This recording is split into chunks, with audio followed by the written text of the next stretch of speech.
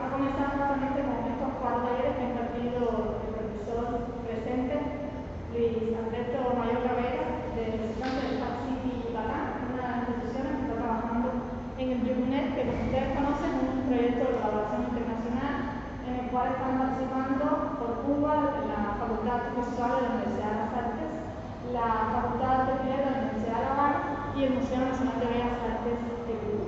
Y bueno, también está resultado por instituciones de México, Portugal y España, que es el coordinador principal del proyecto.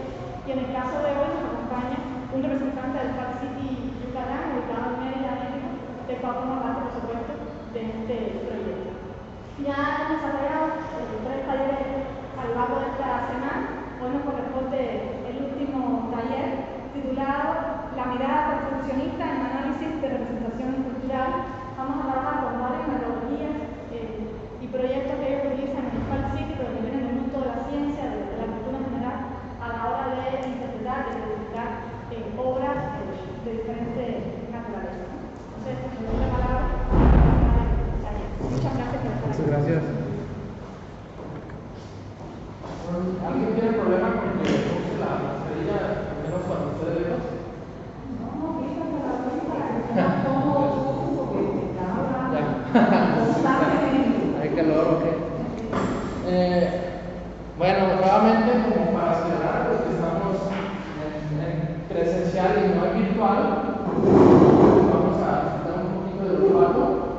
Esta vez traje un ácido esencial de menta, que bueno, ayer probamos el de la banda y ahora es el de menta, que supuestamente ayuda a refrescar y a un poco a despertarnos, ¿no?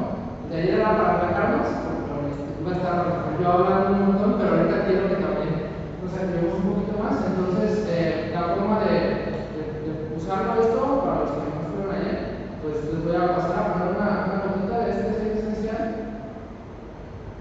Y bueno, es menta, pero es menta, la planta directa, no es como lo que a veces te dan los chicles o cosas así. Y entonces lo colocamos en nuestras manos, lo podemos respirar, se va a ponernos en el cuello, en las orejas, nomás aquí en la menta, lo único que hay que tener cuidado es que no nos caigan los ojos y con eso, ¿no? Entonces, voy a cerrar.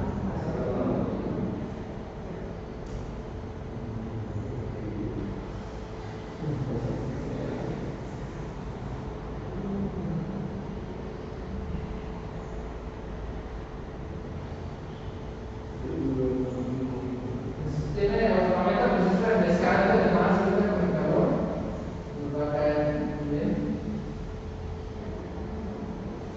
Con mascarilla,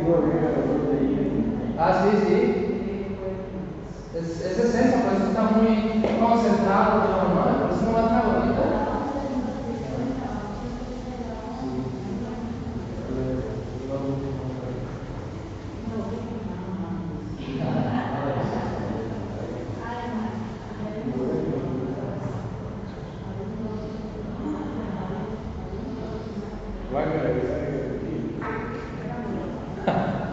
Si quieren, hacer otra vez esto. Bueno, primero, pues me gustaría que nos conozcamos entre nosotros. Bueno, a lo mejor ya se conocen la mayoría, pero bueno, me gustaría que además de decir su nombre, me dijeran cómo están, pero bueno, cómo se sienten, sería la pregunta más indicada, cómo se sienten hoy o en este momento. Pero bueno, obviamente no están prohibidas ya a partir de ahora usar las palabras bien y mal. ¿Sale? Entonces, empezamos contigo, María Antonia, que reconoce cuál de los dos nombres te gustaría más que los dos y decirnos tu nombre y cómo te sientes.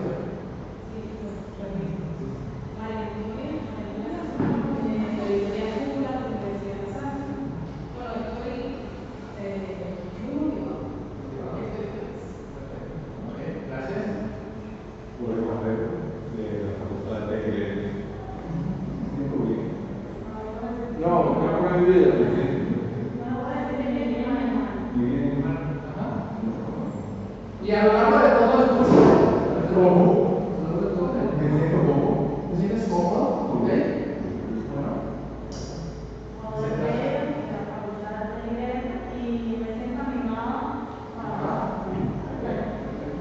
Gracias.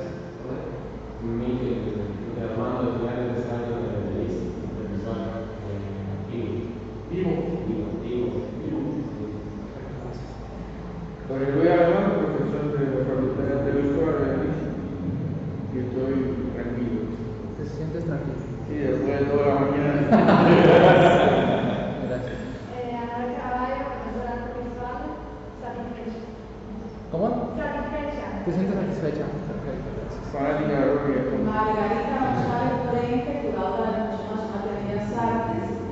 Me siento en este momento óptima. Ok, bueno, ahí hay que pensar, óptimo es el bien a su máximo, ¿sí? No sé si la validamos esa respuesta, ¿estamos de acuerdo? ¿Vale? Es como decir, en vez de mal sería pésimo, ¿no? No estamos, el máximo de pésimo es, perdón, de mal es pésimo, el máximo de bien es óptimo, ¿no? Estamos, bueno, te sientes óptimo, bueno, vamos a ver. Bueno, el día de hoy vamos a hablar un poquito de esquemas de ayuda para analizar arte. Es el módulo esto corresponde al módulo de YouTube, que tiene que ver con esta área, ¿no? Con análisis o evaluación de arte y demás. Y bueno, desde entrada les digo que mi perfil no es de las artes y humanidades, mi perfil es del área de ciencias y ingeniería. Y entonces, no sé qué estoy haciendo acá. Y entonces, a veces mi manera de ver las cosas es demasiado patronista, un poco a lo que hemos hablado el día de ayer, que se puede abordar de alguna manera a veces las representaciones culturales o las obras artísticas en un determinado caso, desde un punto de vista patronista, es decir, encontrar patrones en la naturaleza o en la obra, o desde un punto de vista dramatista, es decir, encontrar historias en la obra, ¿no? En la representación. Entonces, pues no sé si porque estudié demasiadas matemáticas o geometría, qué sé yo, pero, o sea, si yo veo esto, quizás lo primero que piense es, bueno, veo ahí que son 6 ventanillas de cada lado, y entonces un total de 12, y bueno, veo rectángulos, y en vez de a lo mejor de pensar, oye, es que esta ventana fue la que por primera vez abrió el profesor en un día de 1950, qué sé yo, ¿no? O sea, una historia que esté relacionada a esa representación que ahorita delimito como la ventana, ¿no? Entonces, también es importante entender que muchas veces en los esquemas que he trabajado desde el área de la ciencia, tenemos que tener claro nuestro límite de lo que estamos estudiando, ¿no? Que la representación al final está inmersa en una realidad en donde pues hay muchas, donde los límites no son fijos ni están tan claros a veces, ¿no? Pero a veces para estudiarlo, pues sí los limitamos un poquito para poder entender eso, ¿no? Por ejemplo, en un estudio de mecánica, tú vas a analizar, por decir, el movimiento de un automóvil, y en el movimiento del automóvil, tú supones que la carretera está plana, que no hay fricción, que tiene un peso fijo el automóvil, y bueno, y en base a eso le aplicas cálculos de la ley de Newton y otras cosas para poder saber cuánta fuerza necesitas para llevarlo de un punto X a un punto X más algo, ¿no? Bueno, entonces eso es como muy patronista, ¿no? O sea, es como muy de laboratorio, de laboratorio, o sea, como muy de las ciencias exactas, ¿no? Entonces tienen todo este apellido que bueno, nuevamente estamos hablando ahí cuando dividimos estas áreas, también estamos poniendo unos límites ficticios, siempre tenerlo presente, de algo que nos ayuda, de alguna manera puede ayudarnos a entender la realidad o a estudiar la realidad, más que nada, ¿no? La realidad, yo creo, en un punto de vista personal, es que estos límites en realidad no deberían, bueno, no son tan así como quieren pintarse, ¿no? Entonces, bueno, a raíz de esto, yo cuando conocí un poquito el tema que íbamos a ver, pues me vino a la mente inevitablemente este tipo de diagramas que vienen de una tesis que ya he mencionado de Tonatiuh Moreno, que bueno, es una tesis que ya había leído desde hace tiempo, pero que a mí me marcó mucho en varios sentidos y fundamentos que él utiliza. Estas cosas no son de él, o sea, sí a lo mejor elaboró el diagrama, pero es de algo que él ya estudió previamente, ¿no? y que a mí me facilitó la vida porque no tuve que ir hasta allá, ¿no? Y entonces Donatiu Moreno plantea esto, que probablemente a lo mejor para un sociólogo o alguien que lo haya visto puede ser como muy obvio, ¿no? ¿Qué es esto de que toda representación tiene un eje social y un eje cultural? Es lo sociocultural, ¿no?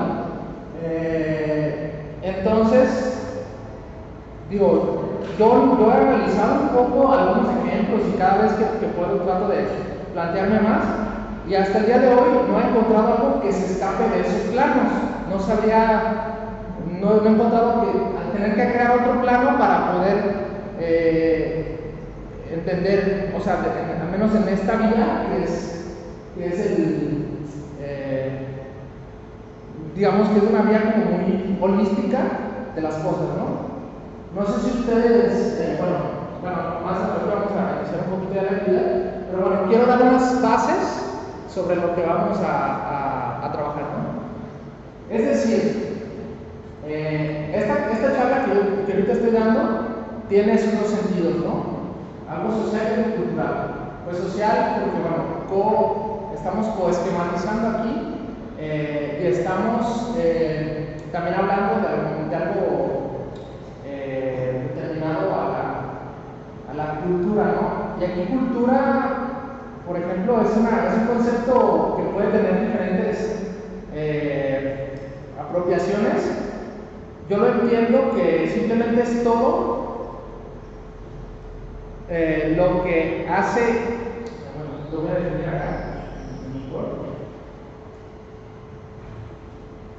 A ver, hay algo que se llama naturo,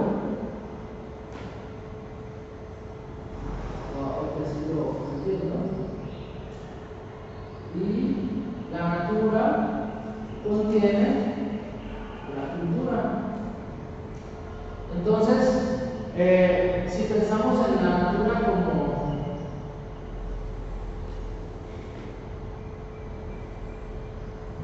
como todo el mundo natural, todo el universo, dentro de eso está lo que llamamos cultura. ¿Y qué es la cultura? Bueno, para mí es todo lo que hace el hombre, o lo que hace la humanidad, ¿corrijo? Todo lo que hace la humanidad en un sentido a favor de ciertos valores, cierta base. Necesitamos una base sociocultural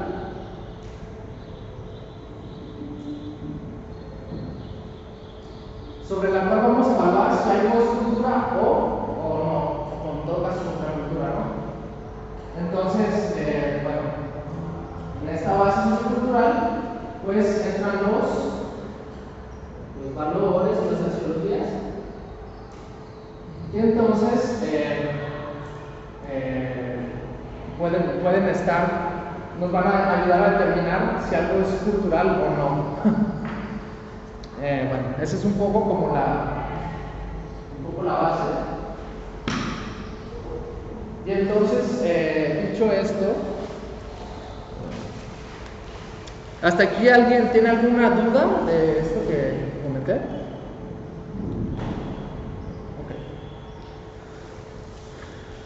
Ok.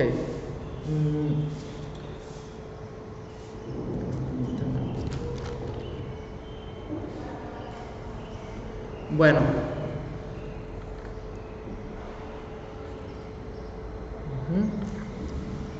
Ok. Entonces, ¿todos tienen hoja y papel? ¿O tenemos hoja y lápiz a la mano? Podemos llegar a...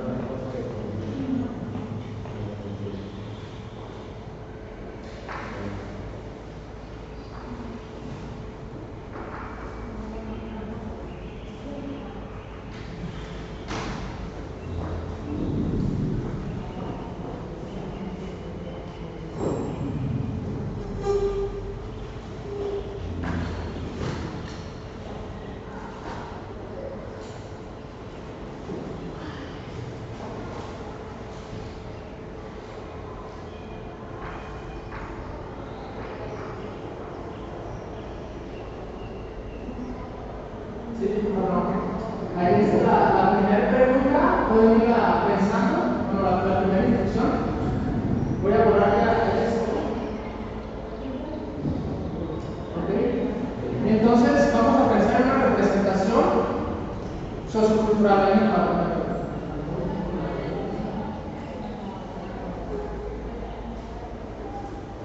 Y es una representación sociocultural o una obra de arte, un invento, un suceso, qué sé yo, cualquier cosa.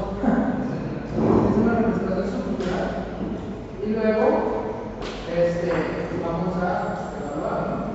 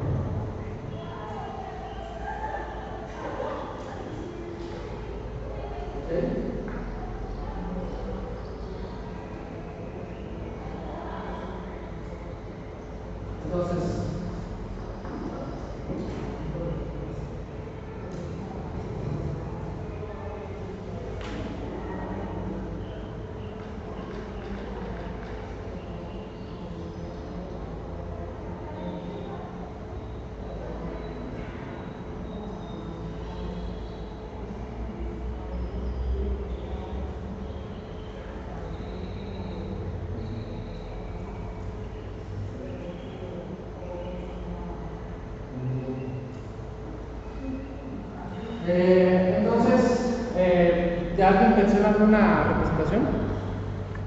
¿Todos ya la eligieron? Puede ser una película, puede ser una pieza musical, puede ser una pintura, una escultura. Entonces, ¿alguien nos quiere compartir cuál la eligió? Yo pensé en dos cosas. En el Guernica de Picasso. ¿En el cuál? Guernica. Ajá. El Guernica de Picasso. Y en la película Cachemón y Akira Kurosawa. Para mí, el mejor director de cine de la historia. Ok. En el Guernica es una obra que refleja un acontecimiento social internacional. Es un cuadro que es un cuadro que emociona mucho al espectador, al público. Es una obra que refleja con diferentes elementos un momento súper importante del país, del artista y además algo que conmocionó al mundo. Pensé en eso. Cuando tú planteaste la pregunta, pensé lo que no se fue la pieza en el Guernica, ok. Y razón porque cuando hablaste de cine, que me gusta mucho también, pensé en esta película, que bueno, como todos conocemos, es una película que nos da diferentes puntos de vista de un mismo fenómeno visto desde la perspectiva de diferentes espectadores. Lo que la vez significa esta relatividad de la verdad. Ok. Y es mi película preferida y bueno, me vienen a la mente esas dos representaciones para mí son importantes. Sigamos con la de Guernica de Picasso. Dices que refleja un momento histórico. ¿De qué manera lo refleja en la obra Picasso? ¿Por qué dices que lo refleja esto? Mira, es algo interesante porque realmente si te pones a mirar la obra, no hay explícitamente una representación de una guerra, de muertos, de heridos, de sangre, sino con elementos sintéticos. El autor va ubicando en un espacio físico X una luz que a la vez te va a dar una esperanza, el toro, el caballo, o sea, va componiendo desde su imaginario mental individual lo que el autor sintió en ese momento al ocurrir ese suceso. ¿Qué suceso fue? Fue el bombardeo a Guernica, al pueblo de Guernica, una pequeña localidad, si no me equivoco, en el año 37, fue bombardeado durante ese periodo de España dominicana. Ok. 1937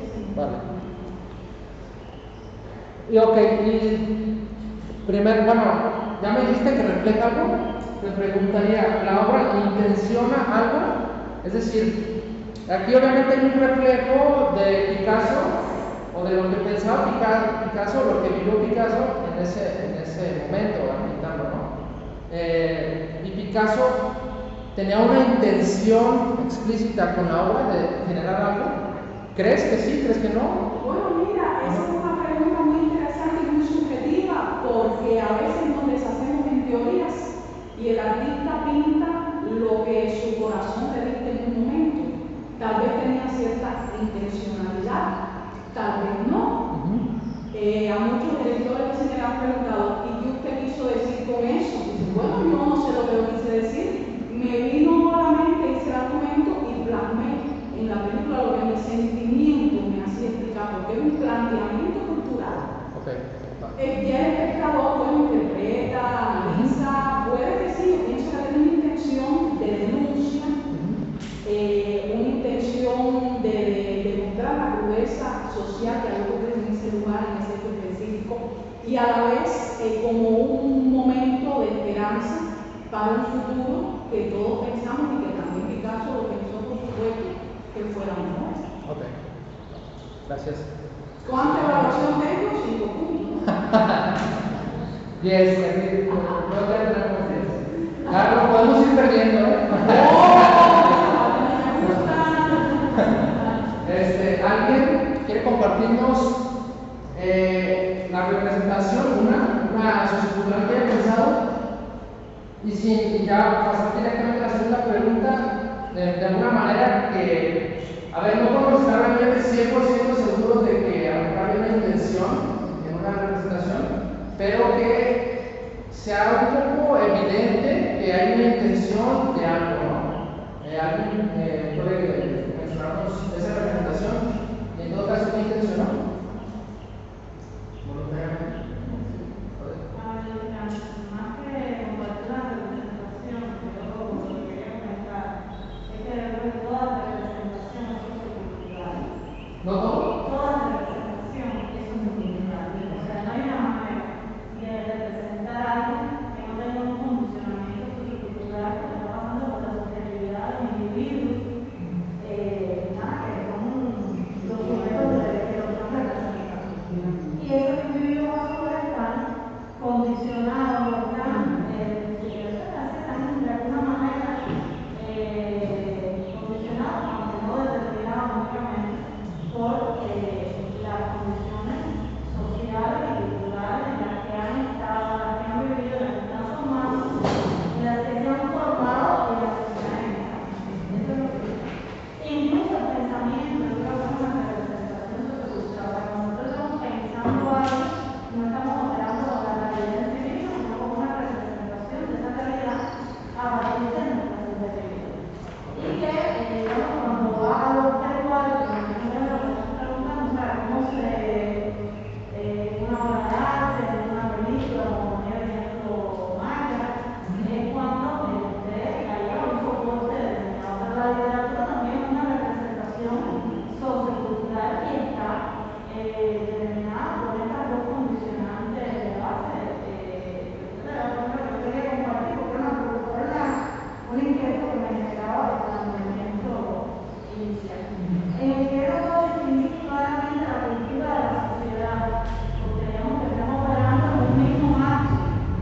Si bien a nivel de determinados discursos se separan las condiciones sociales para hacer referencia a algunos elementos que pudieran ser, digamos, medibles en determinadas herramientas de la psicología, la demografía y otras ciencias, y la cultura a veces se dirige más a lo intangible, a esos elementos que uno puede cuantificar.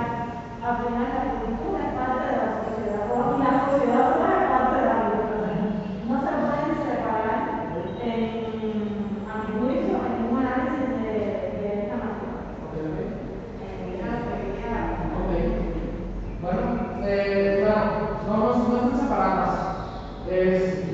Yo creo que coincido contigo que no están separadas, solo es una, lo planteo acá no como que pueda haber algo meramente social y algo meramente cultural, sino como una herramienta solo de análisis, ¿no? Como de tratar de escudriñar, de partir elementos y ver si nos ayudan algo, ¿no? Igual y no, igual y no existe esa división, que puede ser válido eso, y bueno, pero bueno, es un poco un planteamiento solamente, y gracias por comentar cómo opinas eso también. Y volviendo un poco a la selección, ¿tú al final no seleccionaste una?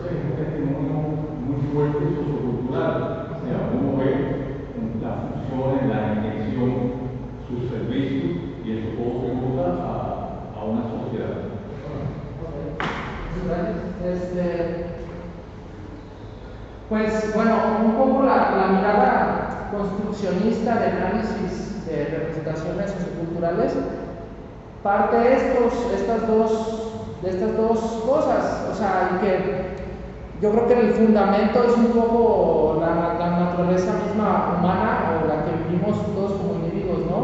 Que hay yo como persona, y era un poco creo que por ahí relacionado lo que decía Odette, o sea, yo como persona pues estoy recibiendo algo y bueno, estoy interactuando, esa realidad, la que estoy percibiendo, pues está intencionando hacia mí, ¿sí? Y luego quizá yo puedo intencionar hacia ella, ¿no? Y bueno, entonces definitivamente va a haber un reflejo de todo lo que ha pasado en mi historia, ¿no? O sea, desde el lenguaje que hablo, desde lo que viví, lo que pensé, y eso se refleja siempre en todas mis acciones, ¿no? Hay un reflejo y bueno, pues también tengo una intención de vida, entonces a lo mejor debido a eso pues decido estudiar, tomo una determinada decisión o la otra, ¿no? Y bueno, es un poco como este esquema de la mirada construccionista que voy a hablar ahora. Es un poco lo que dice, ¿no? Que bueno, la representación pues tiene una mirada reflexiva, O sea, es decir, la representación está reflejando algo que recibió y tiene una mirada intencional, ¿no? Que puede, vamos, aunque no quiera, como dice Margarita, el caso que eligió de Guernica, pues intencionó de alguna manera algo, ¿no? O sea, y eso es inevitable, bueno, al menos es un poco lo que plantea un poco este esquema, ¿no? Entonces, la mirada construccionista habla un poco de eso, ¿no? Y bueno, es como el primer esquema que quisiera compartir con ustedes, es un modelo que finalmente puede no, o sí ser útil, ¿no? Más allá de que se refleje la realidad, o no. Ok. Luego. Ok, esto. Otras dos preguntas con la misma hora que hayas elegido.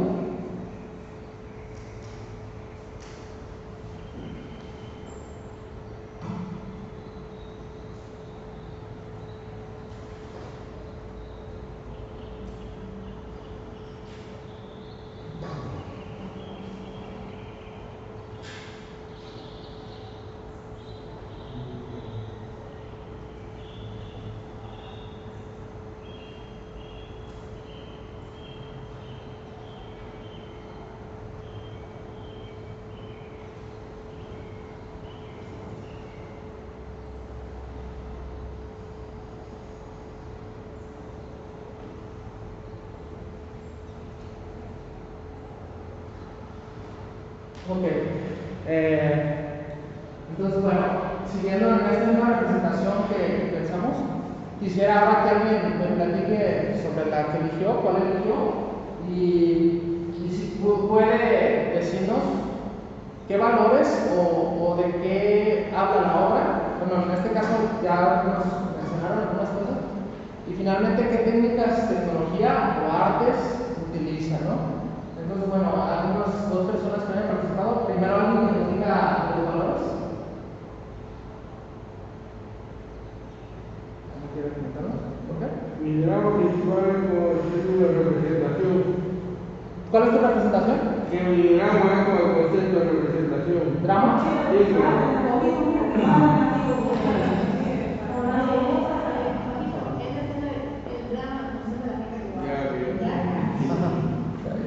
Queremos un conflicto con el concepto de representación.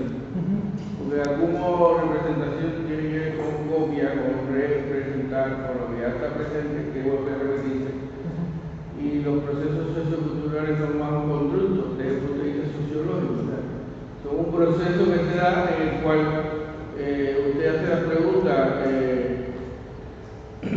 pregunta que está abajo, que no se ve, que dice cuándo es cultural o cuándo es social, y ya eso estaba claro que no se puede dividir.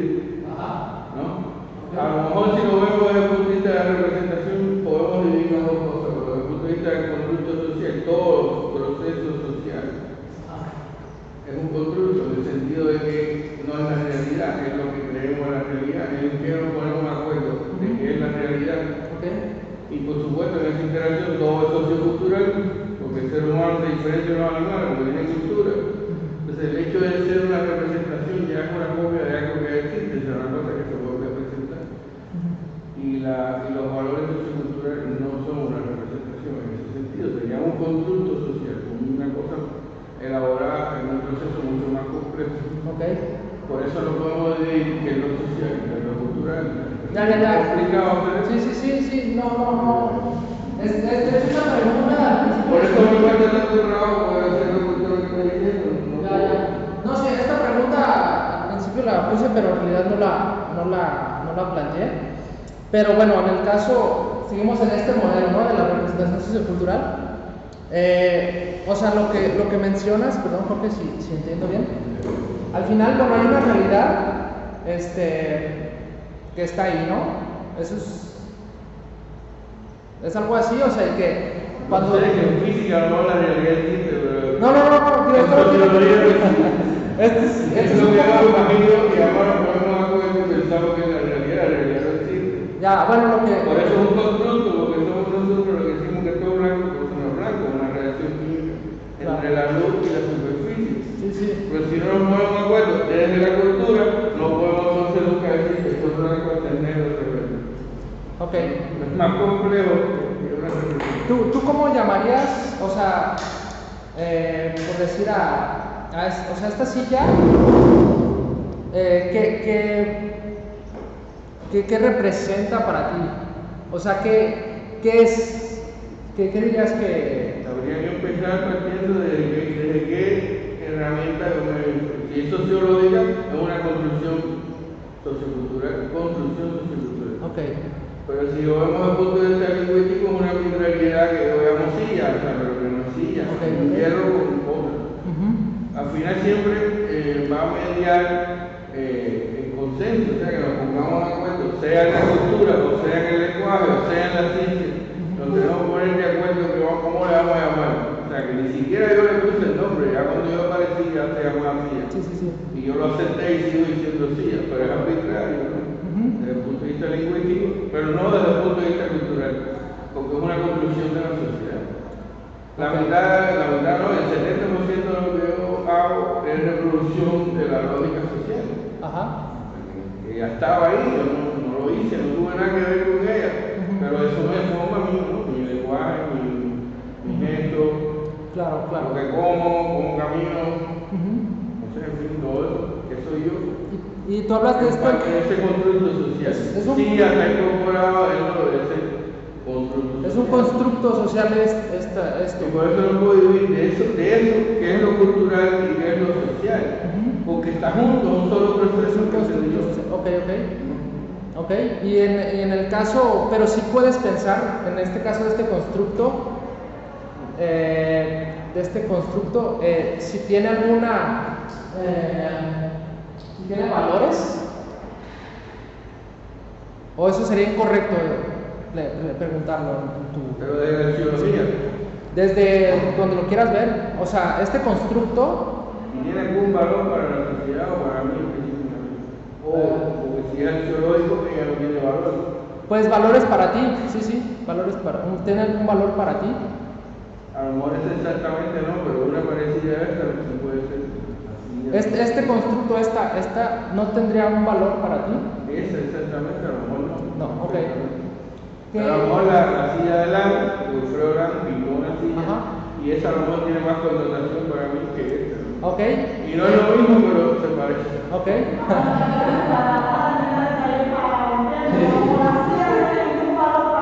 Oye, para mí es tremendo.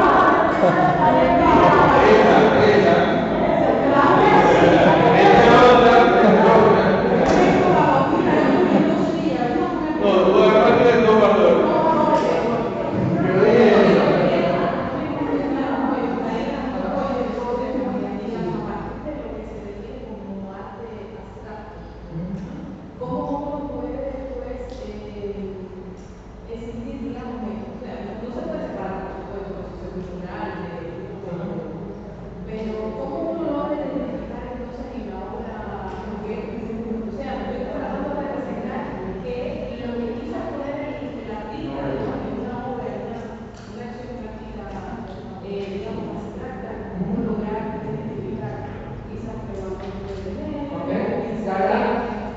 Para allá vamos para allá un poco a esto, al final es el planteamiento, porque sí, y hablas de constructos sociales en el sentido de ponernos de acuerdo sobre qué valor le vamos a dar a otro constructo, a lo mejor físico, no sé.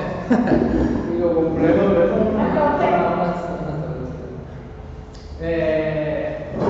Entonces, un poco a lo que voy para allá, bueno, María Antonia comenta que un poco, como al final en un arte abstracto o en algo que a lo mejor de primera vista puedo no saber de qué va, cómo voy a poder de una manera tener elementos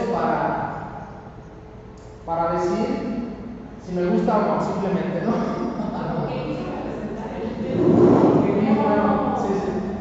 Bueno, No hay que preocuparse por eso. Ahí está. No hay que preocuparse por eso. ya.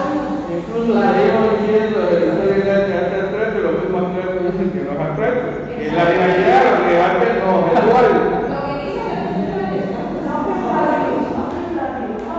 Claro, atrás lo puso uno, pero no entendió. Bueno, es que si al final, a ver, si hay varios enfoques siempre nuevamente desde nuestra historia y nuestra formación, y desde ahí, pues hay cierto problema de entendimiento. Y de ponernos de acuerdo. ¿Sí? Entonces, por ejemplo, voy a platicar un poquito de los modelos científicos, porque a mí me molesta mucho que se siga diciendo que hay el modelo científico de la ciencia, ¿no? O el método científico, como si fuera uno solo, ¿no?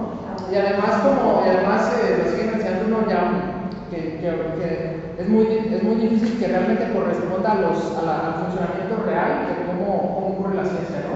Entonces, sí lo conocen ese, ¿no? De Bacon, de ese entonces que era, ¿qué? Observa, plantea hipótesis, experimenta, comprueba y concluye o teoriza, es tu teoría o tu ley, ¿no? Entonces, a ver, es un método que si yo les pongo aquí un ejemplo bien bonito en algo que sucedió y demás, van a decir, oh, qué bonito, qué buen modelo, bravo, genial, ¿no? Lo cierto es que no hay un modelo, o sea, y para empezar, ese método es uno y bueno, ya ahora lo vemos y no es muy acorde con lo que realmente sucede, ¿no?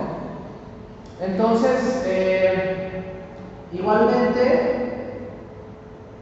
hay siempre como un background del cual no podemos escapar, ¿sí?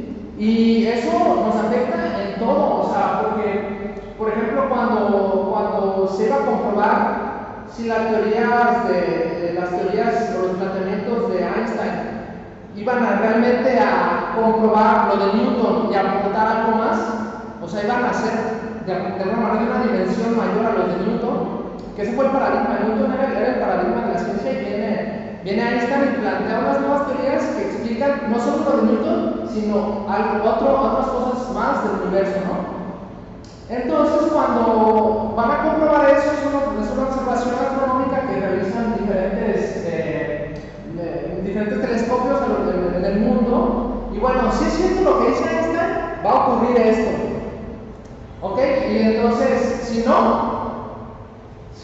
ok, bueno, ahí está interesante, ¿no? Entonces, ¿qué pasó? Que se eclipsó la luna, no recuerdo bien el evento, pero se eclipsó y los, bravo, así se cumplieron los datos, superan.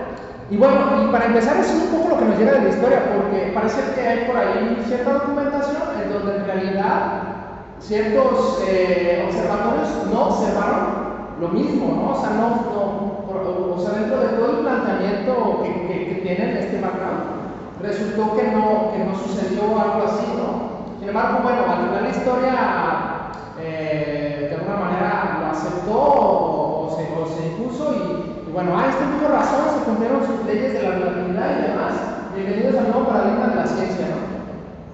¿Y por qué no dudamos de los paradigmas de la óptica, ¿no? ¿Y por qué no dudamos de que el telescopio tal vez estaba mal calibrado o que no sé, o de otros paradigmas que pudieron haber fallado, ¿no? Y bueno, ahí entra cierto tema también ya de que es más fácil como aceptar algo también a lo que como que ya estamos queriendo aceptar que algo que nos contradiga nuestro mismo pensamiento, ¿no? Porque ¿cómo voy a estar mal, no? Mi cerebro mismo me dice que no puedo estar mal porque yo voy a ser un tonto y no puedo quedar aquí como un tonto, ¿no? Entonces, bueno, dicho esto es que lo que iba es de que siempre hay una serie de cosas que nos van, pues sí, de alguna manera determinando un poco hacia dónde vamos y luego viene esta deconstrucción, ¿no? Donde también yo puedo mirar hacia atrás y criticar eso que me hizo pensar en un momento dado yo dónde estaba, ¿no? Y, por ejemplo, o sea, al final el lenguaje es una tecnología. Si no estuviéramos hablando español aquí ahorita, probablemente estaríamos hablando de otras cosas, ¿no?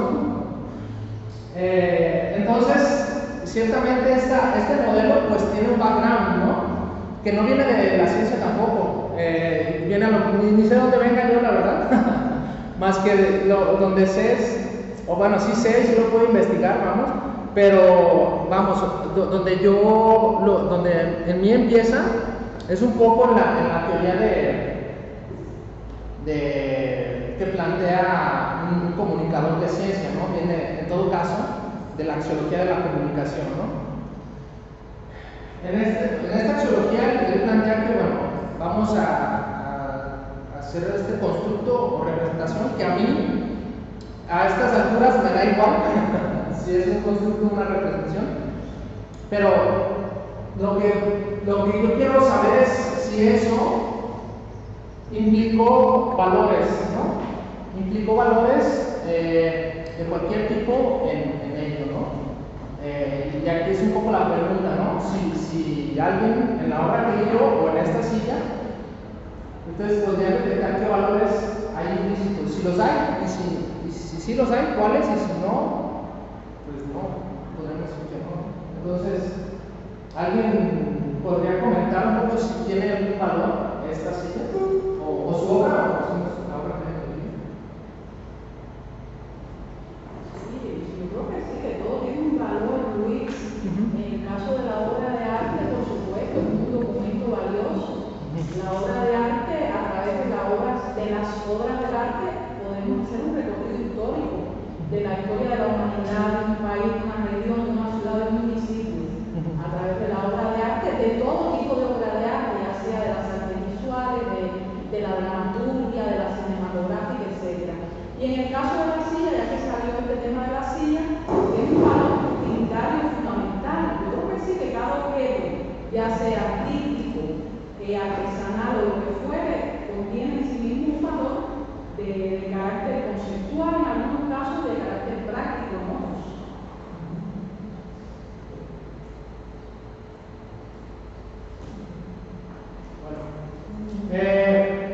Obviamente, pues, también, o sea, a la hora de ponerle un nombre al valor, pues también puede haber discrepancias ahí sobre qué significa tal determinada cosa, ¿no? Entiendo, tratamos al final un poco como de desutilizarlo, pero bueno, ya cada uno lo podrá interpretar como quiera, ¿no? Para mí esto que mencionas como de las obras artísticas, me quedó claro en un recorrido que hice estos días por los museos, en donde el valor del registro histórico tiene un peso bien importante, ¿no? Porque de ahí pueden partir análisis del estilo de vida de ese entonces, puede darnos una idea sociocultural de cómo vivían en ese entonces, de cómo pensaban, de por qué usaban determinados materiales y qué sé yo, ¿no? Entonces, yo diría que hay como un valor de registro, ¿no? Muchas veces. Y bueno, puede ser que a lo mejor esta silla muy difícilmente no consideremos que tenga el valor suficiente de dar un registro porque no la vamos a guardar para que esté en un museo bien conservada, pero a lo mejor va a tener un valor más funcional en el cual, bueno, pues resuelve una necesidad de que estemos ahorita aquí un poquito más cómodos, ¿no? Entonces, al final, bueno, la pregunta importante realmente es eso, ¿no? O sea, ¿sobre qué valores vamos a evaluar algo? Porque si no nos ponemos de acuerdo en eso, no podemos, o sea, y no tendríamos en un determinado análisis que estar, a ver, no tendríamos que verlo todo siempre desde los mismos valores, ni todos los tiempos, ¿no? Pero si queremos comunicarnos, sí tenemos que tener un poquito ese acuerdo, ¿no? De qué valores vamos a evaluar, ¿no? Bueno, entonces. Sí, no, es correcto, pero hay también una cuestión que tiene que ver con la percepción del que está mirando, del que está evaluando. Y ahí hay una individualización, o sea, parte de la experiencia de cada quien, de una relación de paradigma que uno puede tener de lo que es valioso para él, o más valioso que otras cosas, depende de la ubicación sociocultural que él mira y evalúa. Se dan cuenta que la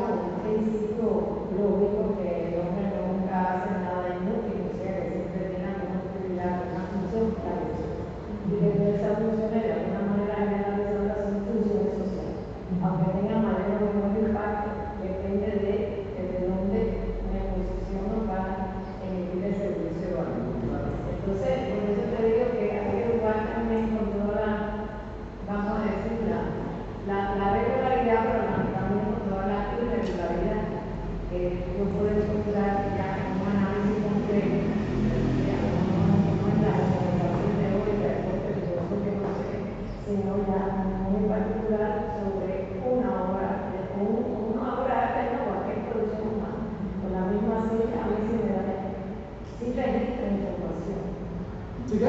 Sí, registro. Es un registro. O sea, no es un registro al punto de vista documental, quizás como la obra de arte del museo, pero por supuesto hay un registro que le informa de mira de la material, la técnica, no sé qué, y por ahí los diseños, no sé qué. O sea, que todo yo pienso que parte del punto de vista, ¿no?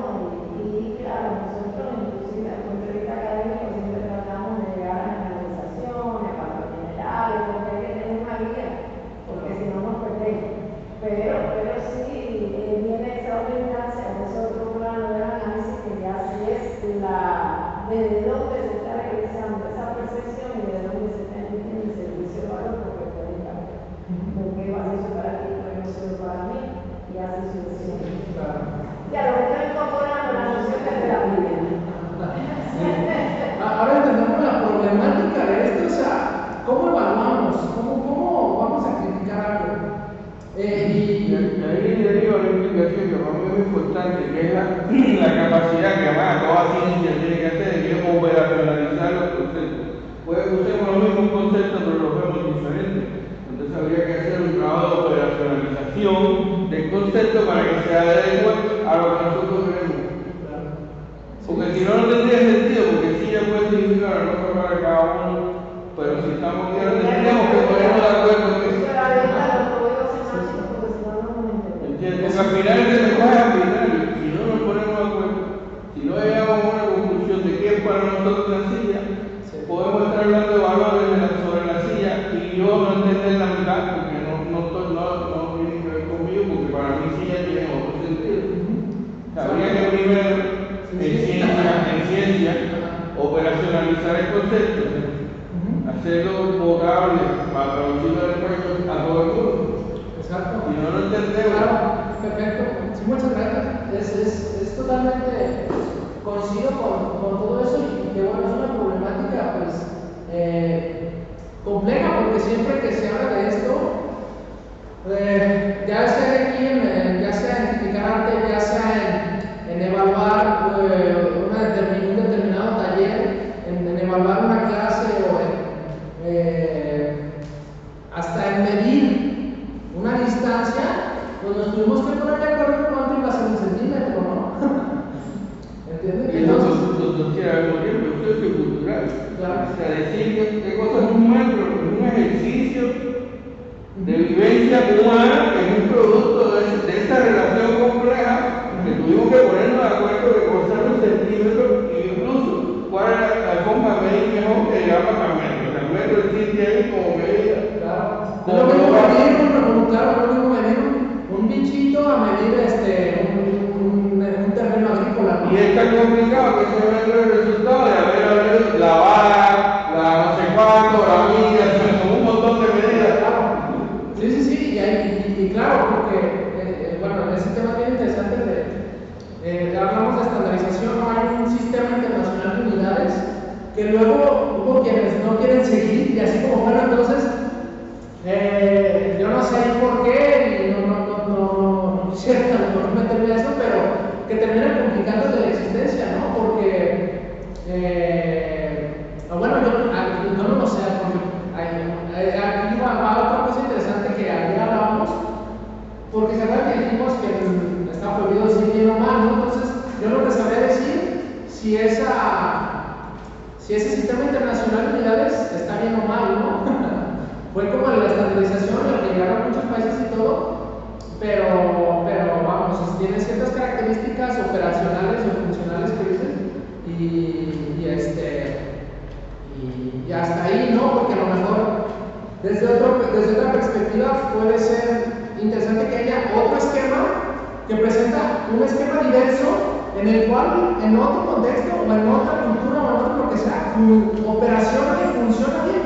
Y entonces era lo que decía la conclusión de ayer, ¿no? Lo importante quizás no es tratar de imponer un estándar determinado, sino que haya muchos estándares o mucha diversidad de estándares sobre los cuales podamos seguir viviendo, ¿no? Pero al mismo tiempo que la cultura se vive, es un mecanismo de imposición a que entra nueva otra cultura.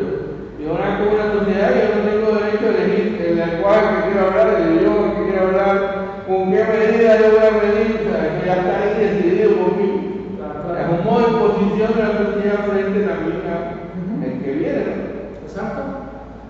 Y bueno, entonces en este sentido, pues sí, hablamos de que tenemos que ponernos de acuerdo en los conceptos y en como los parámetros, por así decirlo. Por ejemplo, como nuevamente por el ejemplo de la distancia, ¿no? Tuvimos que ponernos de acuerdo para decir qué es la distancia, ¿no? Y bueno, ahí elaboramos un esquema matemático de X, Y, Z, y en donde dijimos, bueno, si es una dimensión, es una distancia. Si es 2 dimensiones, es una área, ¿no? Y si es 3 dimensiones, es un volumen. Entonces, eso, para ahí empezamos tuvimos que hacer eso porque si no, no lo vamos a poder, ¿no? Una vez hecho esto, tuvimos que ponernos de acuerdo, pues, en la unidad, ¿no? En este caso, en el sistema internacional de unidades se estableció el metro y bueno, se estableció una unidad básica para diferentes propiedades, y esa unidad tenía múltiplos hacia arriba y hacia abajo, que son las preposiciones, ¿no? Entonces, un metro tiene, si lo divides entre 100, tienes el centímetro, si lo divides entre 1000, tienes un milímetro, si lo multiplicas por 100, bueno, sería el decámetro. Bueno, pero bueno, si lo multiplicas por 1000, ya tienes el kilómetro, y así, ¿no? Entonces, ahora si queremos, entonces, evaluar algo visual, una obra visual, en el lío que nos metemos, ¿no? ¿Por qué? Aquí hay unos ejemplos de algunas cosas en las que podríamos discutir sobre una obra visual, ¿no? Y bueno, supongamos que estamos de acuerdo en que es cada uno de estos conceptos, ¿no? Pero la obra, ¿qué tanto es un contraste? ¿Qué tanto contrasta? ¿Y qué tanto armoniza, no? No sé si. ¿Qué tanto exagera? ¿Y qué tanto es reticente, no? ¿Qué tanto es espontáneo? ¿Y qué tanto es predecible? ¿Qué tanto acentúa? ¿Y qué tanto neutraliza? ¿Qué tan asimétrico es? ¿Y qué tan simétrico, no? ¿Qué tan inestable? ¿Qué tan equilibrado? ¿Qué tan audaz? ¿Qué tan sutil? ¿Qué tan transparente? ¿Y qué tan opaco?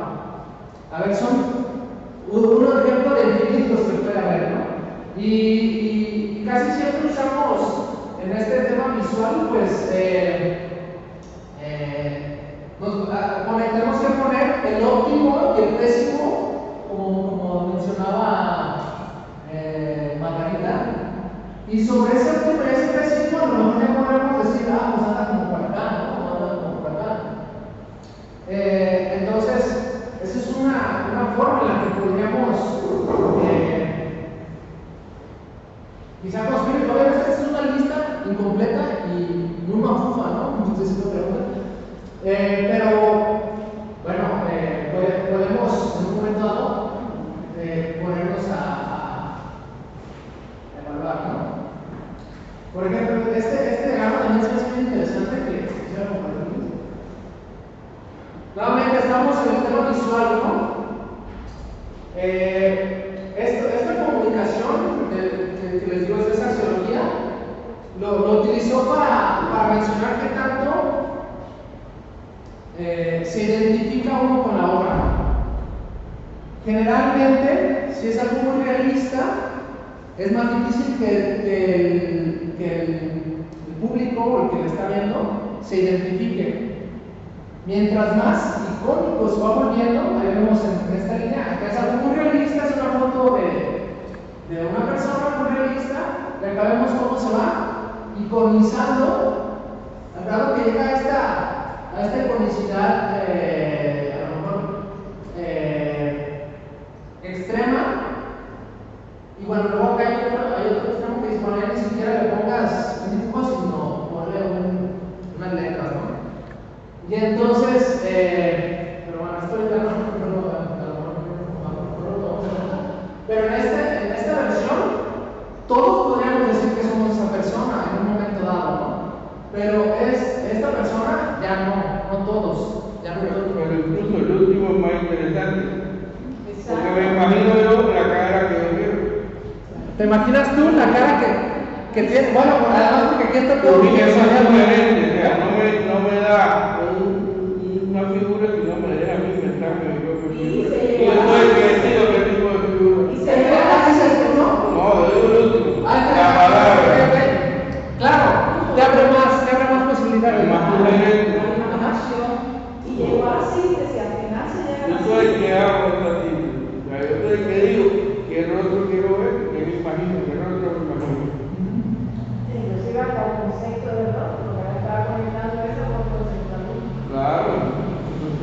Claro, terminamos el rostro haciendo un concepto, ¿no? Una y tres caras, la persona, una foto y la palabra cara. Entonces, lógicamente, entonces de la comunicación, si yo quiero intencionar, porque es que yo no sé si alguien necesariamente una representación va a desear intencionar, pero vamos a suponer que si yo deseo intencionar y quiero comunicar un mensaje, ¿no? Y que lo entienda la persona. En este caso, para mí es importante eso, porque si yo quiero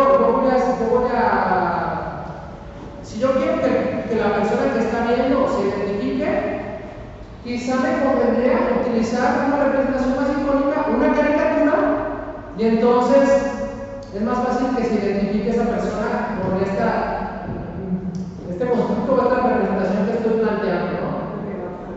¿Sí? Y bueno, la otra línea, ahí queda claro que se va abstrayendo también, pero bueno, ahí también obviamente mientras más abstracto se vaya poniendo, pues también es más difícil que quizá alguien identifique ahí una persona, ¿no?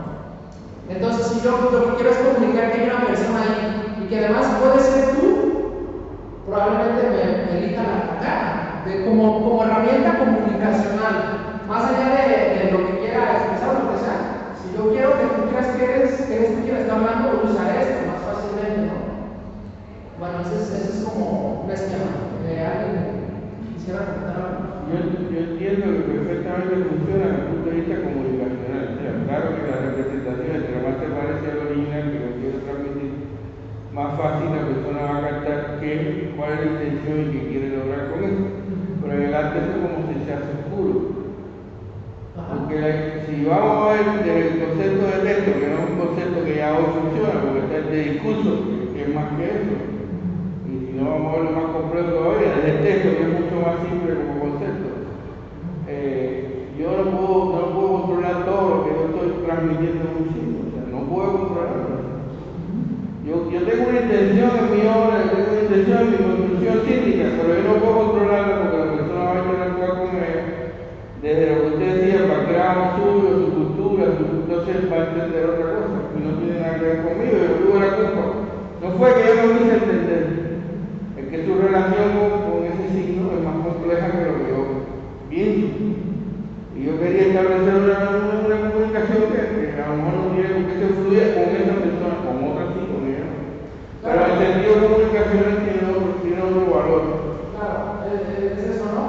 Puedes no necesariamente intencionar, pero bueno, tiene mucho sentido. Si no quiero intencionar, tal vez esto, como dices, no tiene valor porque no está en mi marco, ¿sí?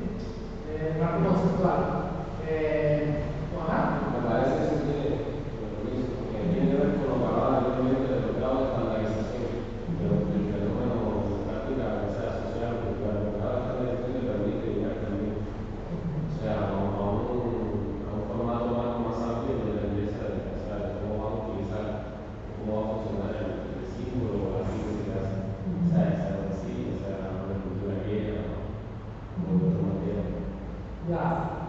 Bien, pues, lo que guía, lo que está transmitiendo usted es eso. Además se democratiza la práctica social en un texto que puede ser o un curso que cubre este conocimiento. El fenómeno de la síntesis que hasta cierto punto acomoda al receptor, al usuario, al interlocutor, al que salvo.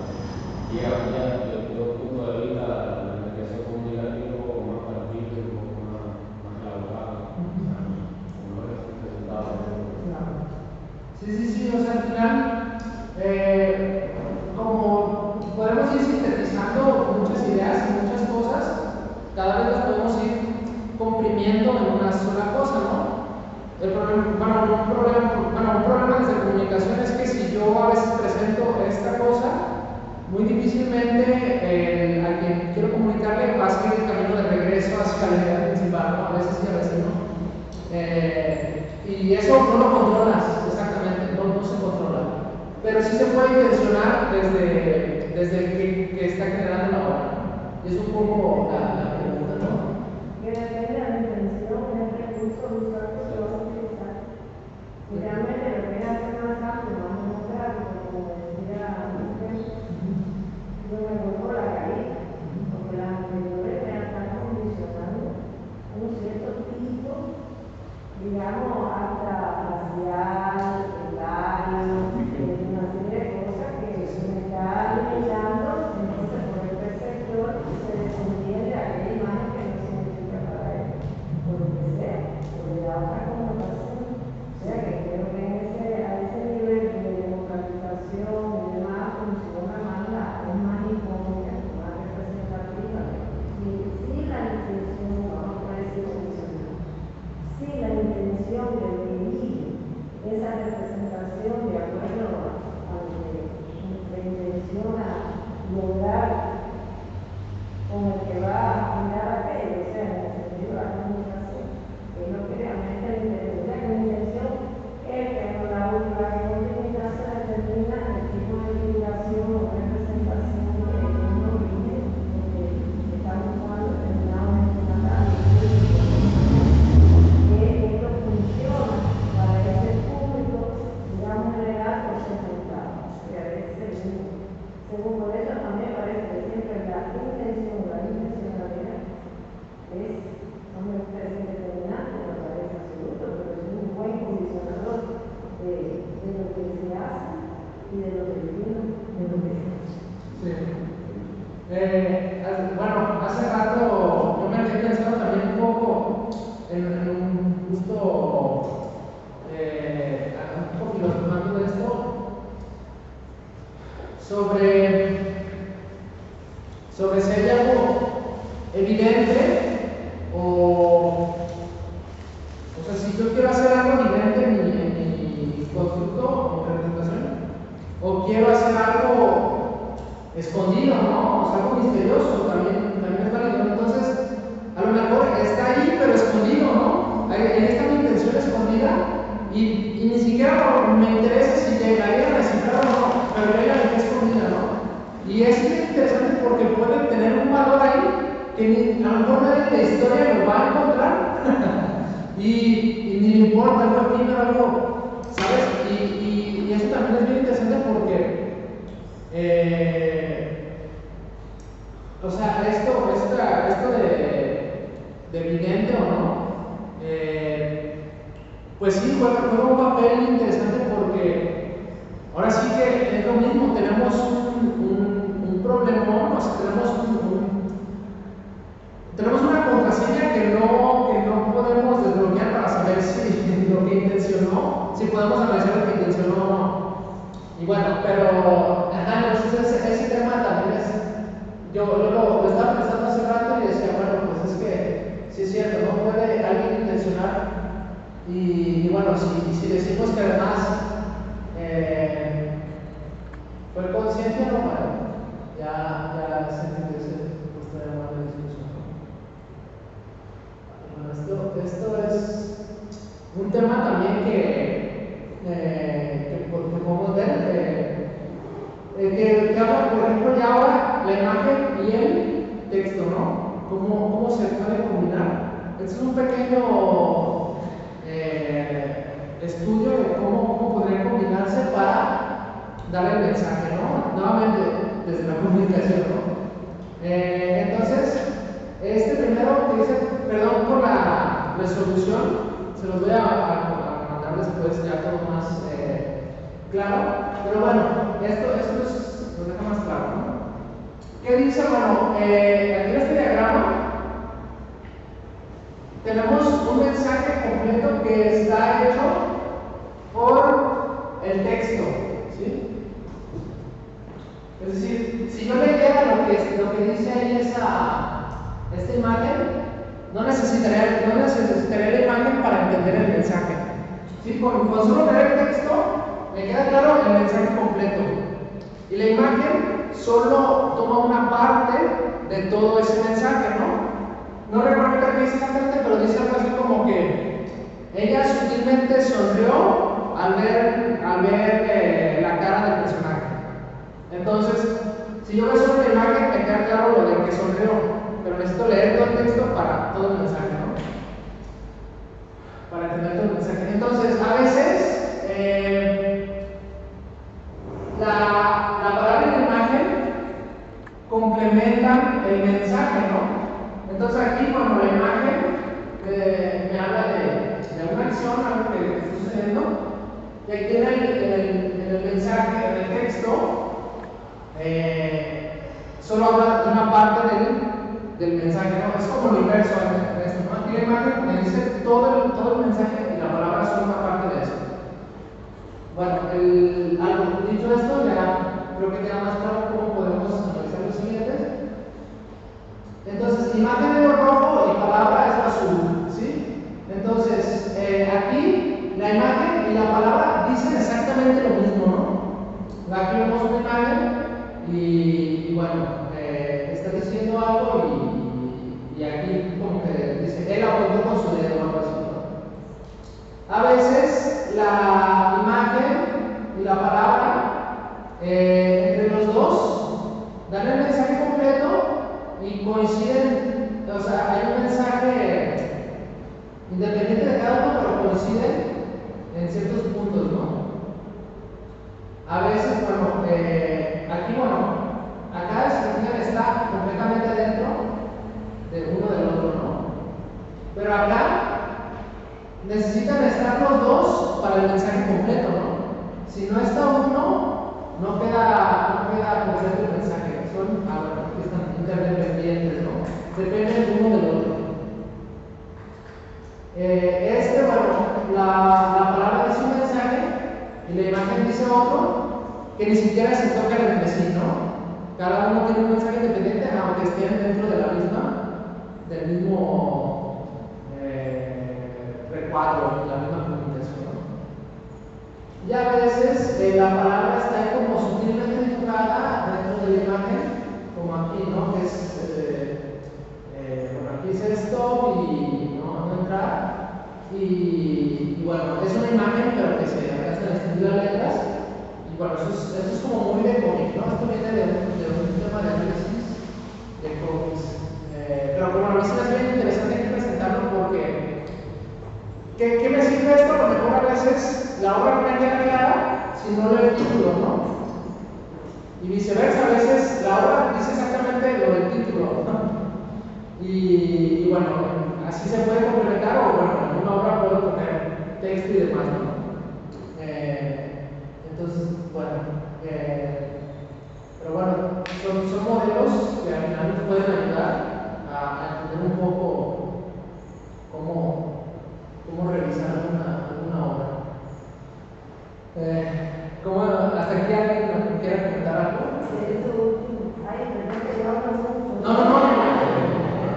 El profesor, tiene que mencionar, tiene que mencionar porque es profesor. Pero yo hago asociaciones inevitables. Están pensando de qué utilidad me sirve eso para analizar, por ejemplo, una pieza de Vicente. ¿Una pieza qué? De Vicente, el uno de los grandes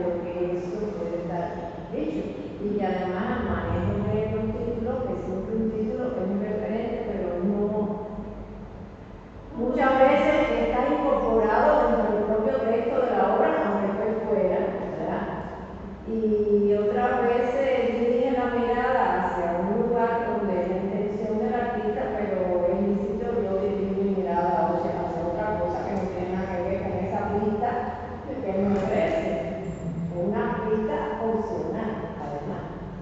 Entonces, bueno, habría que ver detrás de toda esa imagen, esa gran ícono de la industria esta comercial de cómic y todo lo demás, manipulada, reutilizada, intencionalmente trabajada por este artista. Bueno, si tuvo en cuenta quizás, o a lo mejor no lo tuvo en cuenta, pero uno cuando hace el análisis mirando va dándose las relaciones, el sistema de relaciones que se establece entre el texto, palabra, texto, y el texto visual, que es evidente, claro, o sea, que creo que es una cuestión muy compleja, y no solamente por el caso de Vicente, sino en general, porque no es el único que utilizamos el recurso de texto, imagen, texto,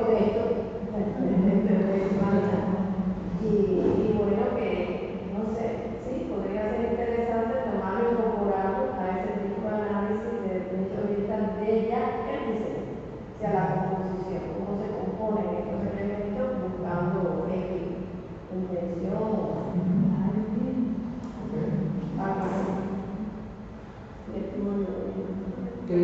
¿Cómo está tu tiempo? No, bien. No es que ya me acostumbré. También a veces fluimos sobre el tiempo, pero bueno, ustedes me dicen también ya bájale para que lo pasen y ya, ¿no? No sé si alguien quiera comentar algo más sobre este esquema de cómo se intercomunican a lo mejor dos formas de decir algo, de comunicar algo, en este caso texto, imagen. Que bueno, eso plantea ahí diferentes esquemas en las que pueden convivir una con la otra, ¿no?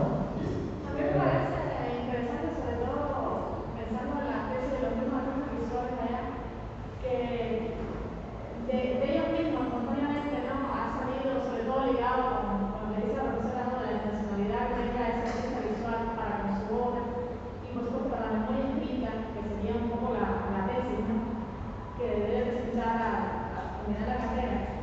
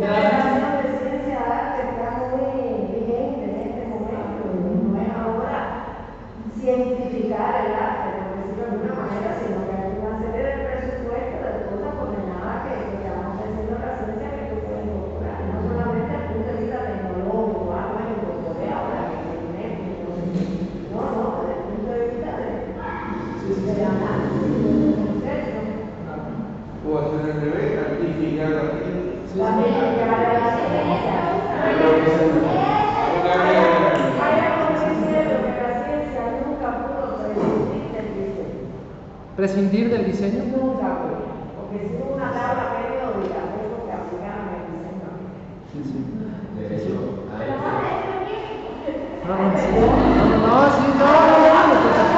Ay, a ver, yo creo que. Sí, sí, ajá. Perdón, sí, no. ¿Verdad? Sí, ya verdad, ahí haciendo un diseño, modificando, ya está determinando, una nomenclatura para dar elementos, no sé qué, está ahí como de alguna manera introduciendo elementos del diseño para diseñar esa tabla periódica. O sea, y la historia del diseño lo menciona como ejemplo, no es que yo lo haya pensado, ¿verdad? Pero sí, y eso es una manera de artificar también esos otros campos que existen supuestamente al margen del arte, porque bueno, una tabla no es arte, o bueno, también lo puedo ver como arte, y utilizarlo y manipularlo como arte. Ahí va lo que el artista se propone. Sí. Pero sí, no podemos perder de vista esas conexiones, esos pasos comunicantes que también Pero sí se ha dado al revés. Pero sí se ha dado, porque por ejemplo, el arte digital, desde la teoría más dura del arte digital se plantea que el artista del arte digital son los especialistas en informática, o sea, los programadores, todos los realmente los que se han convertido en la ciencia del mundo. Incluso en la ciencia social existe lo que se dice el giro performativo de la ciencia social, que son un montón de profesores que han trabajado en institutos, en escuelas de arte, que han terminado siendo artistas, o utilizando los métodos de la construcción de la obra para describir lo que han hecho, que no lo pueden describir con las herramientas de la ciencia. Eso ya se ha dado. Estudiantes de arte, cuando terminan la maestra, van a trabajar al área científica. Músicos de medios matemáticos, todo eso. Einstein planteaba que una de las cosas esenciales que lo primero es el pensamiento creativo, como impulsor de un pensamiento creativo. Y uno de los experimentos que hacía para demostrar, no me recuerdo del movimiento colombiano, el movimiento estado de los artistas, ustedes saben que era la observación del polen de la flor, como en un laboratorio estudiaba un movimiento perfecto que era como que miraba y agregaba ahí. Para esclarecerlo, porque hubo muchas contradicciones, sobre todo con esa demostración, tuvo que hacer un trabajo creativo eficiente. Entonces es un diseño como estrategia. Y hablaba de que no basta con una buena teoría, con una demostración, sino de un argumento, más de un manuscrito teórico en estado impecable. O sea, perfecto. Teniendo en cuenta que hay una simbiosis que no puede ser negada. Claro. Me encanta el concepto ese de vasos comunicantes, para mí es maravilloso porque efectivamente está ahí por todos lados de diferentes maneras, ¿no?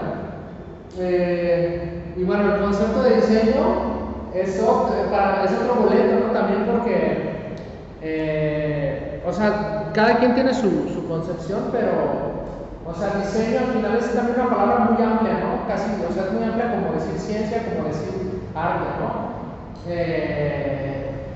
Y para mí, o sea, un poco la concepción, estos pasos comunicantes a veces ya son tan evidentes, se vuelven tan evidentes que da igual, ahora sí, casi en qué lo quieras, en qué cajón lo quieras estudiar, ¿no? Y bueno, efectivamente, o sea, digo, esto del arte digital también incluso hay una implicación bien interesante que es lo que me lleva un poco al siguiente esquema. Bueno, déjame ver si este es adecuado. Así vamos a hacer esto. Ok, por último, el último esquema que quisiera comentar. ¿Ya tienen que ver? Ok.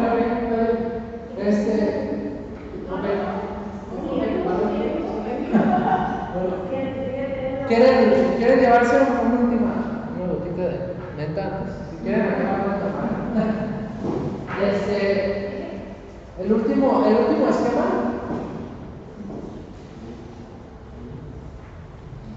El último esquema habla un poco como de. Voy a permitirme usar una metáfora para explicarlo. Y que bueno, la trama simbólica en un trovador o en un cantautor serían sus letras, su texto.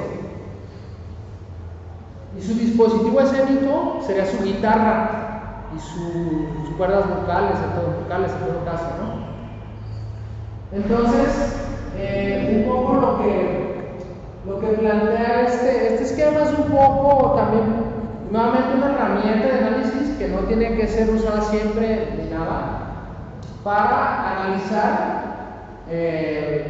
una determinada cosa, ¿no? Un constructo o una obra, ¿no? Bueno, esto de apropiación, ahorita no lo voy a hablar, pero entonces, al final también hay otra implicación ahí. Si yo no tuviera una guitarra y tuviera una mandolina, o una jarana, o un tres cubano, una cítara, un carimbao, o tuviera una coca, o sea, sería obviamente mi representación o la obra que yo genere, pues va a ser muy diferente a lo que, o sea, va a ser diferente simplemente, ¿no? A la que hiciera con la guitarra. Y por ejemplo, si no tenemos una computadora, ¿cómo podemos hablar de arte digital, no? O sea, es importante eso entenderlo. Y por ejemplo, o sea, hay cosas que así son, o sea, está así esa herramienta, esa tecnología, y bueno, simplemente. Ahí yo le puedo explicar. Ajá. Ya, nosotros estamos conectados, bueno, ya estamos más conectados, pero estuvimos muy desconectados en el momento que empieza a producir el arte digital en Cuba. Y se utilizó el arte digital como crítica a estar desconectado, o sea, a la incapacidad de estar conectado. Se utilizó, por ejemplo, mucha gente dibujaba las pantallas como si tuviera algo, o se usaba, por ejemplo, programas que nunca funcionaban. O por ejemplo, te decía que te puedes ir directa, te puedes conectar a internet cuando vas a ver los vídeos, lo que hacía era abrir la pantalla y lo voy a ver lo mismo, no existía la conexión. Y es un modo de usar la conexión sin conexión a la computadora. Y lo usamos. En el arte podemos hacer cualquier cosa. Que lo podemos. Como sin computadora hacer arte digital. Y entra dentro del arte digital, porque incluso incluía juegos, los archivos, en fin. Y bueno, es bien interesante al final porque la herramienta, porque aquí, ¿qué es arte digital? ¿Qué te define algo que es arte digital? Tu dispositivo escénico, es decir, tu herramienta que tienes, o tu trama simbólica, lo que puede representar la cultura digital, por así decirlo, ¿no? Y obviamente aquí podemos hablar de cultura digital sin una computadora, y es lo que sucedió, ¿no? Y bueno, a lo mejor entonces entender esta parte en la que puedo tener una guitarra o puedo tener otra cosa, no me va a quitar mi trama simbólica, Creo que lo que complejiza es el término del dispositivo. Un dispositivo es algo que genera todo un proceso, no solo la guitarra, sino todo lo que contiene la guitarra. Ahora la guitarra tiene en cuenta, yo lo uso como percusión. No estás tocando la guitarra, primero que estoy haciendo todo. Claro, es el dispositivo exactamente. No, y bueno, aquí se usa esta palabra incluso escénico porque habla de que estaría mostrando algo, ¿no? Y no necesariamente, porque yo puedo estar solo en mi cuarto y haciendo algo, pero bueno, esto cobra un poco de sentido cuando ya se muestra, bueno, al menos eso, un poco habla de eso, ¿no? Hay quienes hacían teatro para Dios y hacían todo un montaje de teatro, bueno, eso lo platicó mi esposa, hacían todo un montaje completo donde no había público, ¿no? Y bueno, entonces, al final hay, esto a mí me ayudado como para entender y analizar. Nuevamente es una herramienta de análisis que sí, sí. Mira, en el ejemplo que pusiste, el probador dice que la trama simbólica estaba en la vida, la música. La música. Sí, sí. Claro, no es lo mismo que yo haga así y que le haga así. No, claro, porque es que la música completa ya te está diciendo. También. No te la estás cantando en un idioma que tú conoces, pero no te das cuenta por el sentido que tiene, porque la música es la letra fuera no puede estar, pero bueno, hay géneros que sí, que hay música alegre, como ese que tú dices, pero yo porque la trama no se hacer todo el texto, también es importantísimo, el texto musical. Lo que yo digo como que voy a maestra hacer eso, porque de verdad que cuando me metemos en el terreno, la música tiene su propia complejidad y ahí y otra cosa que yo cambio de guitarra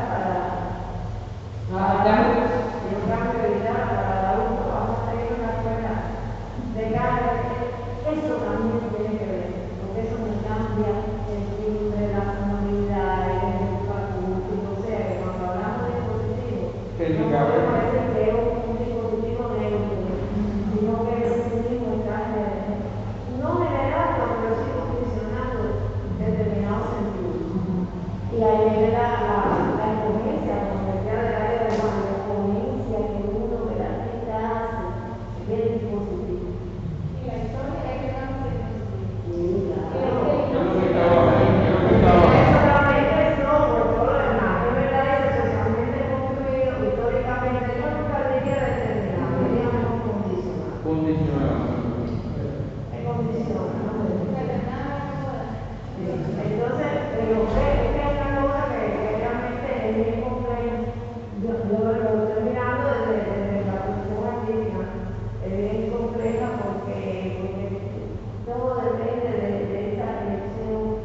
Y a lo mejor no tengo el material y no tengo el sonido, no tengo la conexión, pero creo entonces esos dispositivos dándole otro sentido, dándole, volvemos a la intención, otra intención, en este caso, una intencionalidad crítica, un mensaje de incapacidad y posibilidad, y sin embargo, como yo siempre digo, con respecto al arte humano, que se abre paso en medio de la carencia, mucha ingeniosidad.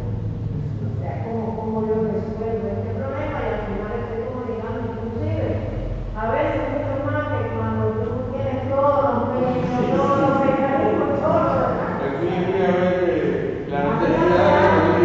A mí hace años un estudio que yo hice sobre la cerámica aquí en Cuba, en entrevisté a un montón de cerámicos y ellos coincidían todo, porque ellos se sentían felices de no tener las pacas de barro podado, limpio en las tiendas, porque eso de coger la piedra, amasarla ellos mismos, que salía con defecto, que no sé qué, les había dado a ellos la oportunidad de ser más creativos con respecto al material y por eso la cerámica nuestra tiene el reconocimiento que ha tenido el determinado circuito de humanos de ese especial. O sea que también la precariedad no es que sea buena, pero al final el artista la convierte en un sentido creativo, a la creación y solución. Entonces vosotros también, que lo tienen todo, por favor, con eso lo imaginan. Y bueno, le da esa peculiaridad. Pero sí quiero decir eso con respecto a los dispositivos en el caso del arte, que sí tiene mucho que ver. En arte, el problema de forma y contenido no son fáciles. Están muy bien. Eso se lo dejamos a los filósofos, que tienen ese problema. Pero en arte, no es una sola cosa. Así es, y bueno, igual aquí, porque también para mi trabajo aplica esto, porque a veces a la hora de diseñar una sesión educativa o algo, yo necesito que el participante construya o haga algo físico. Y bueno, físico, incluso a veces en la medida de lo posible, más allá de solo la tecnología del papel, ¿no? Y en la medida de eso, lo que habla el construccionismo es que una vez que tú lo haces, lo aprendes mejor, o sea, ni siquiera, si no hay algo físico, algo que muestres y demás, termina no aprendiéndose a lo mejor de la manera que más duradera. No sería productivo, sino Creativo, no creativo, ¿no? es que ayuda la metodología del proceso de enseñanza-aprendizaje, que habla precisamente del método o del procedimiento constructivo, la concepción constructiva del aprendizaje. O sea, no es lo mismo cuando tú reproduces algo, mira algo que hay que cuando tú lo construyes. Eso es lo que refieren al conocimiento, no es lo mismo conocimiento que se te da a un conocimiento de tu mismo manera. Y esa experiencia que narra, ¿no? De estarse haciendo ellos mismos, de construir, ¿no? Me parece que va por ahí, ¿no? Lo que tú acabas de decir. Ajá, eso es mucho más efectivo para la gente que participa en este tipo de Incluso Pablo Freire va a decir que si esa construcción colectiva va a ser más cercana a la realidad, porque es esa puesta de acuerdo que es tan importante en todo, en el conocimiento más todavía. ¿Qué cosa es la verdad? Es una cosa que es colectiva, que es construcción. Y esa construcción colectiva entonces, de ese conocimiento, va a ser más perecedero y más cerca de la verdad, de la realidad, en la que está inmenso ese conocimiento. Y bueno, voy a meter ahí un poco un pequeño ejemplito pues, de la ciencia y la tecnología, ¿no? O un poco la idea es al final, no puedes saber que hay bacterias si no tienes un microscopio, así de simple. Y obviamente hasta que se inventó el microscopio fue que aplicamos los que vimos ya finalmente con este dispositivo escénico que pudimos ver pues que hay algo, ¿no? Y bueno, ya después Los alemanes hablan de la determinar eso como antiojeras, o sea, epistemológicas. Yo no puedo ver más allá de la herramienta que tengo, pero al mismo tiempo esa sería la que me permite construir la herramienta. O sea, que al final práctica y teoría se juntan. No puedo, o sea, el microscopio nació porque los imaginamos que estaban ahí, aunque no los viéramos, y empezamos a trabajar en función de tratar de verlo. bueno, hay otro problema muy interesante filosófico de si no No es que apareció el microscopio lo mismo, sino que ya teníamos la idea de que estaban ahí.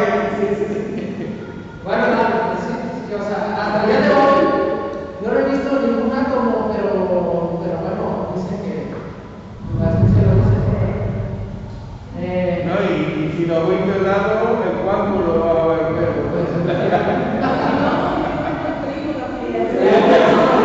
seguimos más para allá. Este es un libro, pero finalmente quisiera comentar un poquito ya hablando de este tema de los dispositivos. Bueno, antes de esto, es que finalmente cómo concluye este tema de las tramas simbólicas y los dispositivos escénicos. Nos va a ayudar, por ejemplo, a tener un diagrama como este,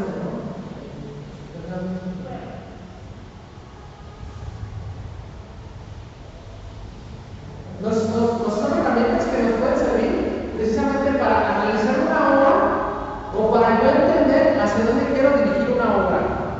Es como lo importante ahí, ¿no? Que más allá del análisis me puede ayudar un poco a cómo lo quiero formar.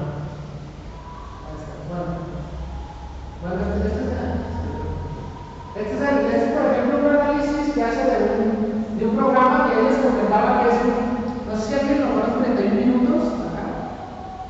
Bueno, al rato, espero que siguieran al final, un poquito pero bueno, es un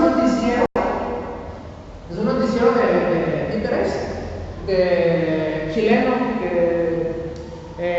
es relativamente nuevo y fue muy popular en habla hispana, ¿no? Sobre todo en México igual. ¿va? Y este noticiero, pues son títeres que van dando noticias del mundo de los títeres, ¿no? Entonces, en esta tesis, que es la misma, la de Tonatiu, hace un análisis de tres representaciones, lo llama así, representaciones audiovisuales y ya aplica esto, lo de las matrices, como para que te quede claro cómo puedes utilizar las tramas simbólicas y los dispositivos escénicos a la hora de entender algo, ¿no?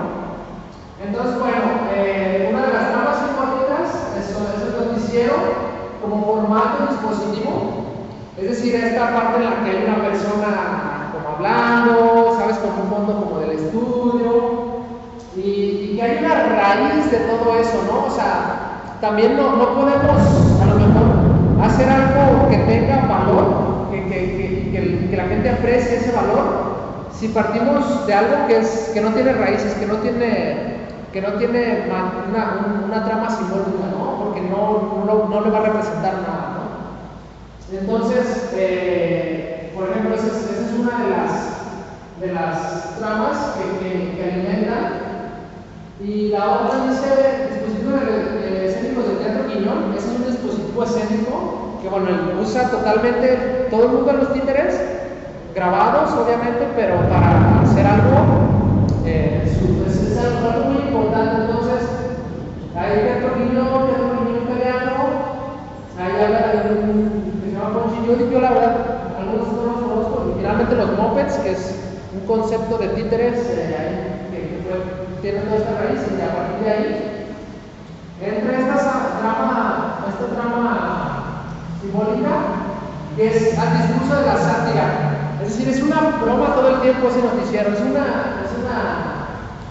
burla, si se lo quieren ver, pero bueno, no sé, es como muy interesante. Y acá, por ejemplo, de la trama simbólica, la aventura del conocimiento. Dentro de las secciones hay uno que bueno, toma elementos de los valores de cómo se narra una aventura, el camino del héroe, por si así lo queremos pensar. O sea, una persona que sale de su casa y que se enfrenta a diferentes obstáculos, los va venciendo y logra su objetivo, ¿no? Y todo eso obviamente tiene una trama muy profunda que bueno, se utiliza ahí también, y en base a eso hace ese análisis, ¿no? Es un poco como la conclusión de esto, cómo podría utilizarse. Pero obviamente también tiene que ser algo que a lo mejor hayamos visto como para que tenga un poquito de más sentido, ¿no? Pero bueno, finalmente es un poco lo que les quería compartir el día de hoy. Y bueno, yo por mí podríamos seguir, pero ya no sé, también no quiero abusar de su tiempo.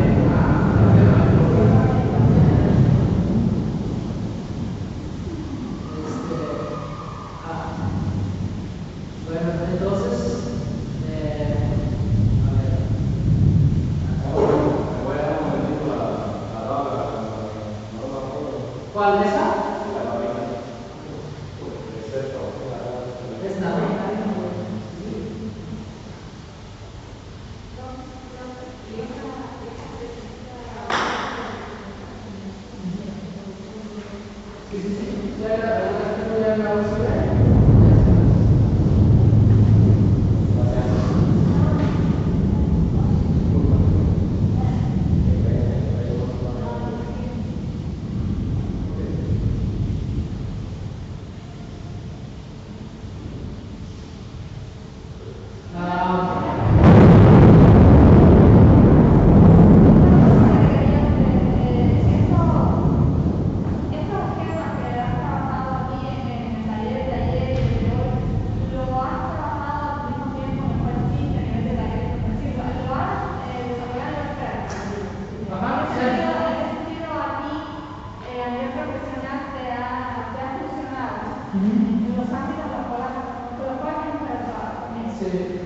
Bueno, a nivel de diseño, por ejemplo, como ya lo he aplicado,